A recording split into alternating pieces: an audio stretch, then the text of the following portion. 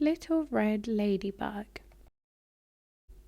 Once upon a time, there lived a bug who always wore a shiny red polka-dotted coat. Everyone called her Little Red Ladybug.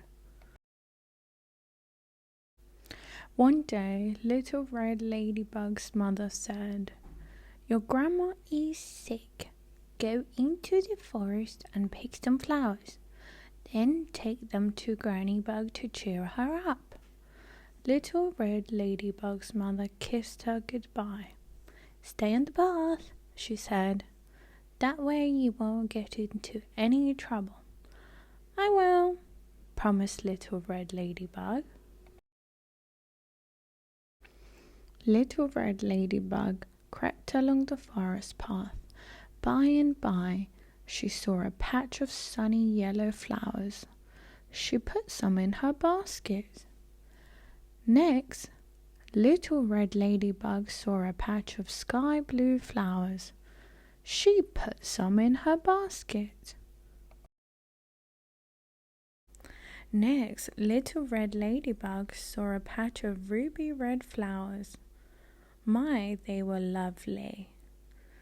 She put down her basket to pick some. Lickety-split, a huge wolf spider jumped onto the path.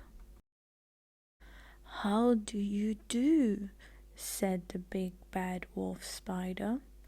"I don't mean to bug you, but where are you going?" "I'm going to Granny Bug's house," replied Little Red Ladybug.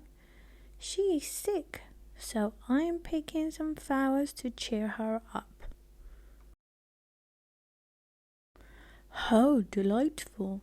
There are some pretty pink flowers right over there," said the wolf spider. He pointed deep into the woods. "I promised my mother I'd stay on the path," Little Red Ladybug said. "But pink is my grandma's favorite color." So off she crept to pick the flowers. "Goodbye," said the wolf spider with a wave. Then away he scurried to Granny Bug's house. Knock, knock, knock. "Who's there?" asked Granny Bug sweetly. "It's Little Red Ladybug," lied the wolf spider. "Oh, I'll let you right in," she replied.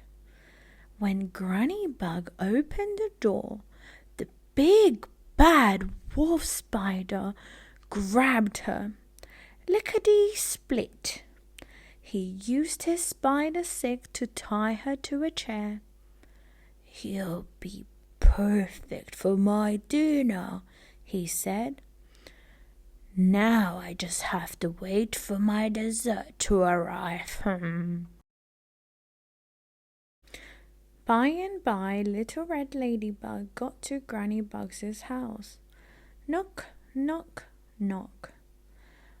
"Come in, dear," said a voice. Little Red Ladybug crept inside. Poor Granny Bug didn't look well at all. "What big eyes you have," said Little Red Ladybug. "And there are so many of them." "All the better to see you with," replied the wolf spider. "What long hairy arms you have," said Little Red Ladybug. "And there are so many of them." "All the better to hug you with," replied the wolf spider. "And what big fangs you have," said Little Red Ladybug. "All the better to eat you with," replied the wolf spider. Lickety-split, He used his spider silk to tie Little Red Ladybug to a chair beside her grandma. Then the big bad wolf spider went into the kitchen to cook a pot of fly soup to go with his meal. But there was something he didn't know about pretty ladybugs. They have very powerful jaws. Little Red Ladybug and Granny Bug chewed and chewed and chewed until they were both free.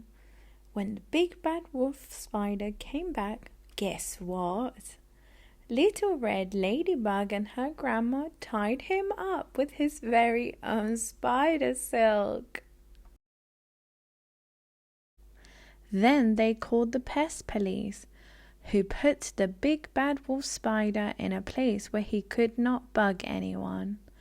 And he spent the rest of his life making teeny socks for centipedes. As for the ladybugs, they lived happily ever after. Granny Bug got better, and Little Red Ladybug kept visiting with baskets of bright flowers, but she never ever crept off the forest path again.